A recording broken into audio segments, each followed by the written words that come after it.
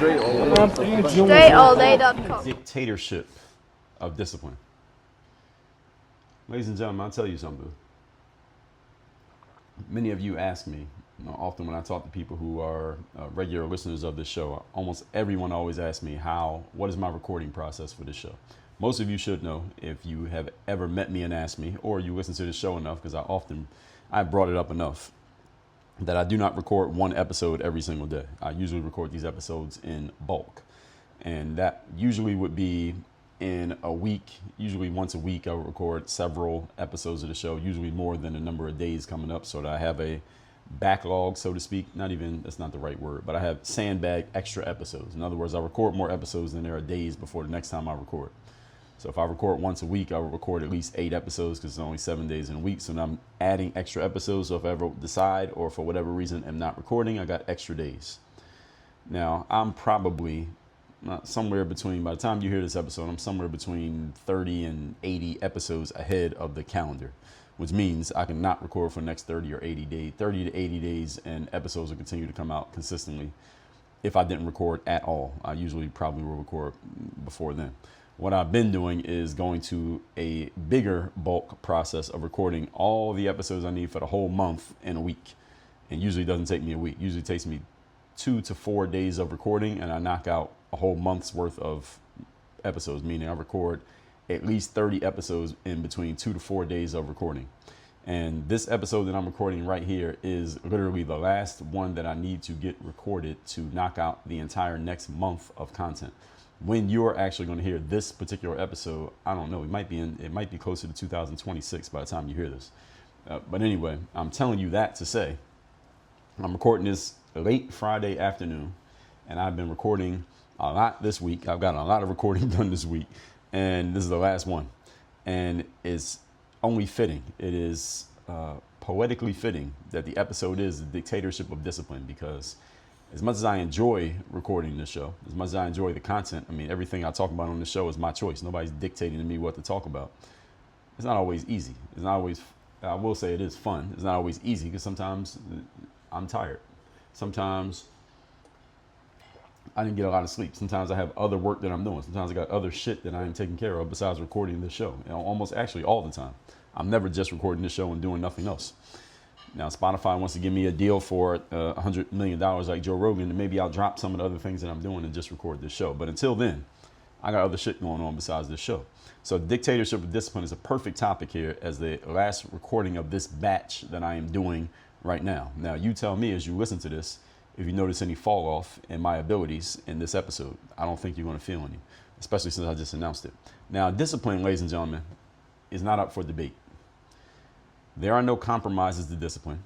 How you feel matters not to discipline. Discipline is a dictatorship where you are dictating to you. All right, you are the subject and you're the king, the decision maker. Discipline tells you what to do, and you have 2 choices. You either follow or you fail. That's it. When you are disciplined, you either follow or you fail. All right, there is no in between when you're disciplined. So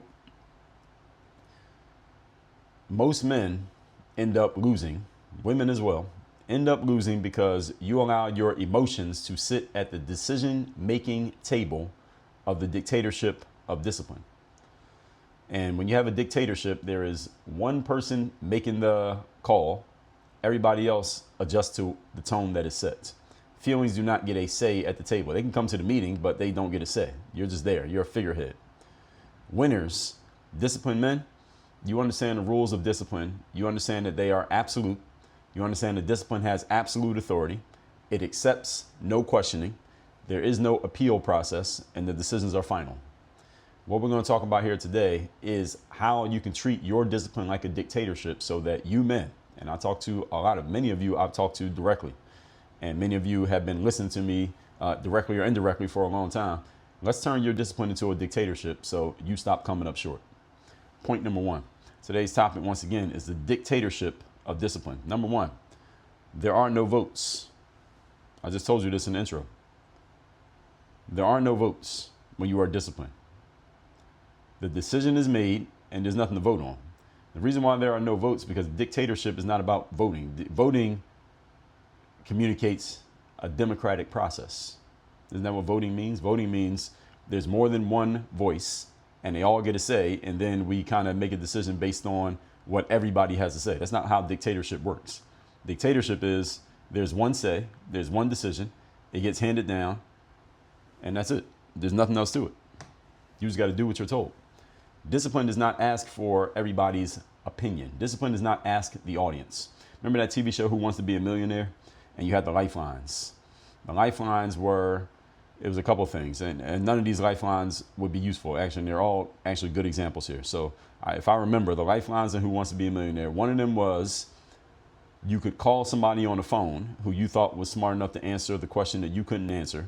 Because it was basically a trivia show. For those of you who aren't familiar with the show, it's a trivia show where if you get several questions right, you won a certain amount of money.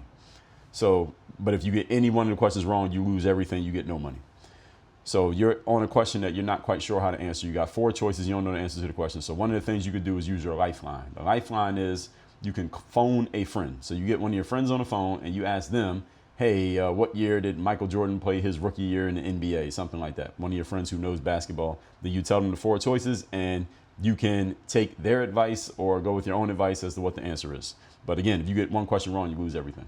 So that was one thing, is you could ask one of your friends what they think. All right, discipline does not ask what one of your friends thinks. All right, I'm giving you the parallel here so you understand. Another thing you could do on Who Wants to Be a Millionaire is you could ask the audience. You could poll the audience what they thought. So you could get the whole audience to vote because the audience might know the answer. And you let the audience vote, and the audience may overwhelmingly pick one, and you may think, damn, the audience knows better than me. Let me go with what the audience said, or you could choose not to.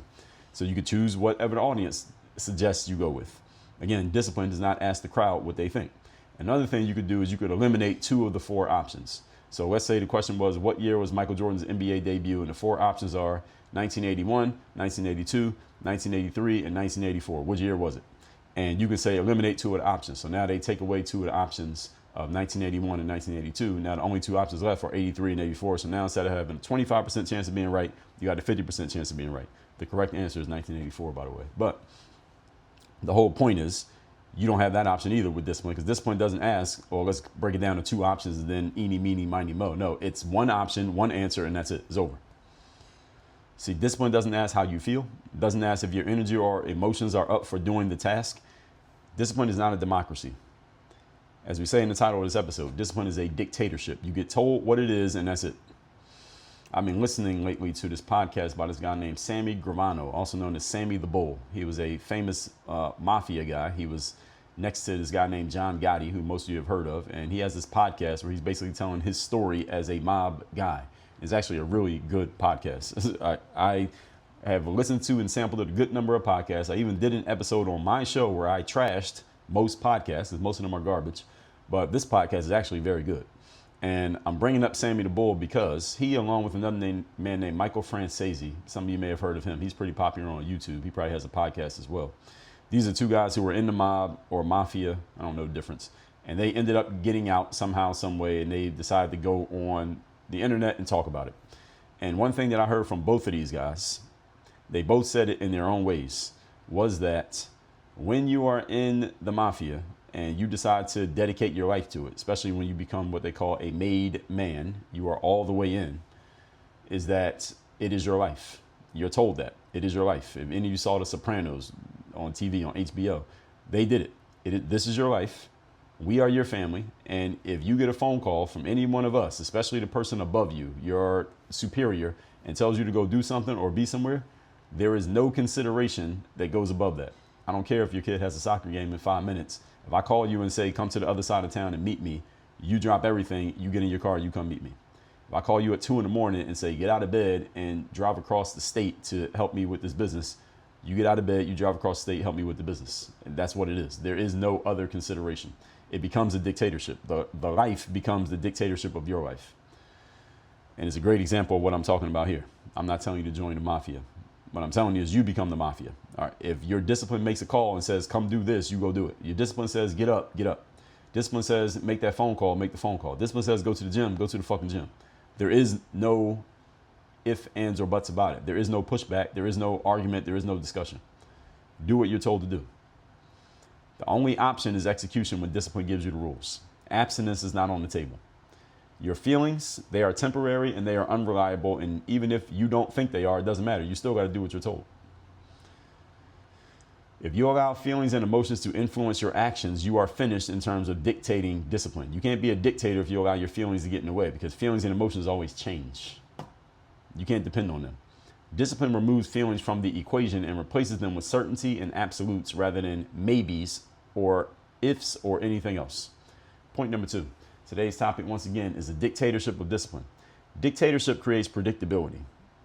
And you want predictability in your life. Because things that are predictable are consistent. Things that are consistent get relied on. Things that get relied on and depended on, people will pay for.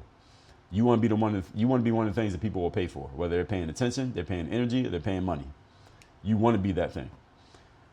When discipline is in control, your results and your processes that lead to those results, they become predictable. Again, you're no longer living in the chaos or the disorder of entropy, because you know exactly what's going to happen in terms of actions, consistency, and measurable progress. This is why disciplined people move further and they get there faster. They go further and they get there faster. Why? Because everything's predictable. There are fewer variables. What many of you do not want in your life are variables. You want to eliminate variables.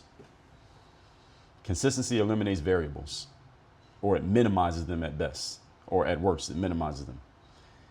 Most of you want more predictability in your lives. Every one of you listening to me probably has some area of your life where you want more predictability. You want things to go a certain way. You want to go that way all the time rather than the randomness that you may have going on right now, or the nothingness you have going on right now. Human beings are creatures of habit. I've told you this many times. And when you don't have habit in a certain area of life, you don't have predictability or consistency in a certain area of life, you're usually either you have or you're on your way towards chaos. We like things that we can predict, things that we will know exactly how they're going to go.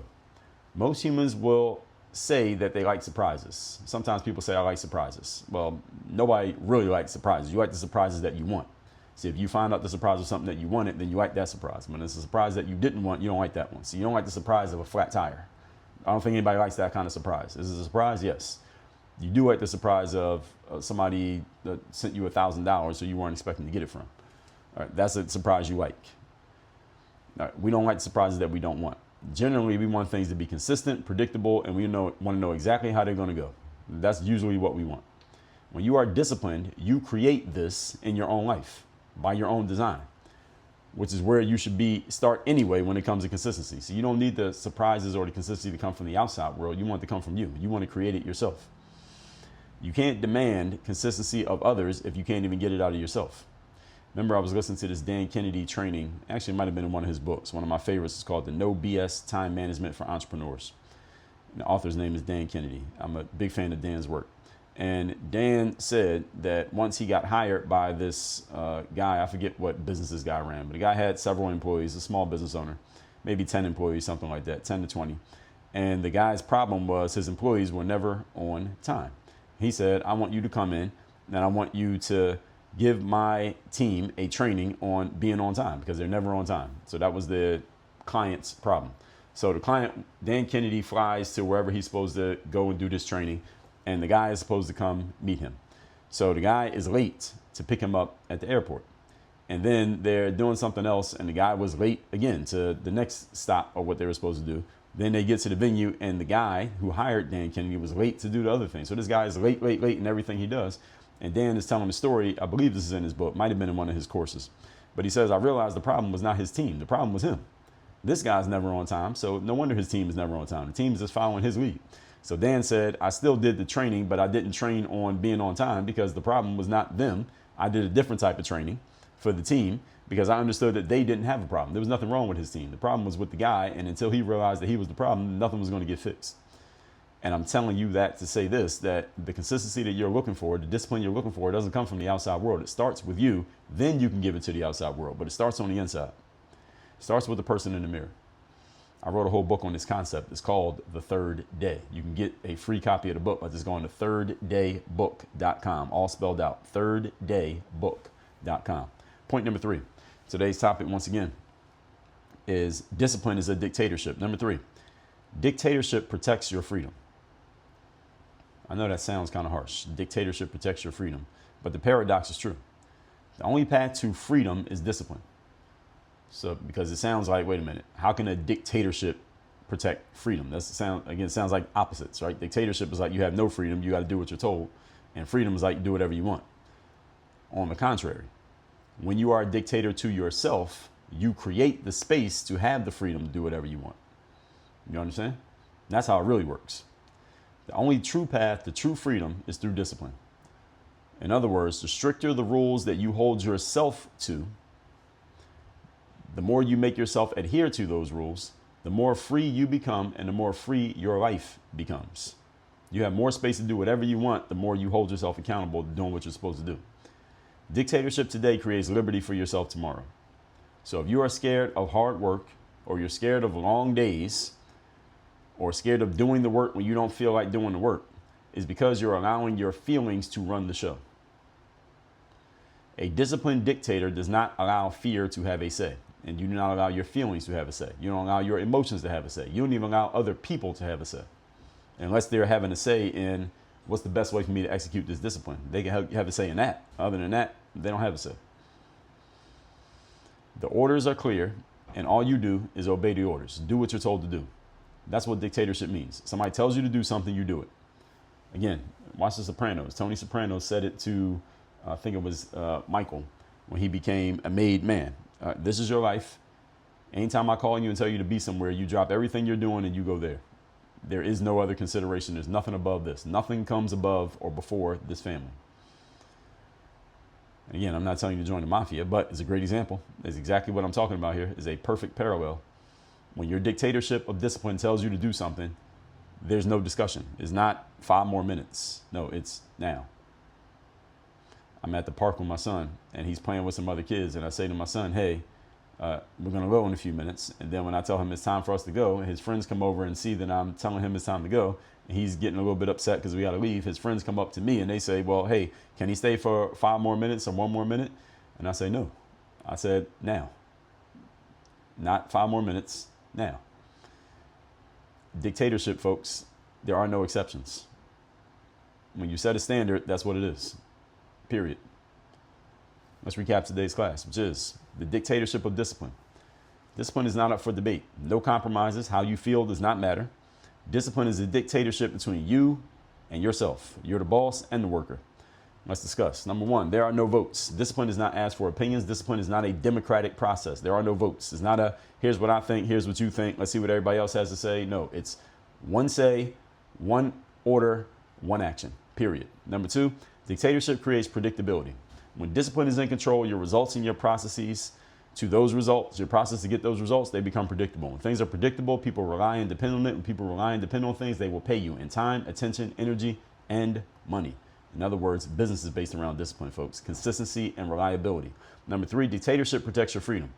Sounds paradoxical because some people think dictatorship is like being in jail and freedom is like doing whatever you want. When in reality, the freedom to do whatever you want and live how you want to live is a byproduct of being so disciplined and so dictatorial in the way you discipline yourself that it creates the space and the resources for you to live however you want, whenever you want, and wherever you want. That's how it actually works. They don't fight against each other. They actually work together. When you're highly disciplined and dictatorial in your discipline, that creates the freedom for you to live the life that you want to live.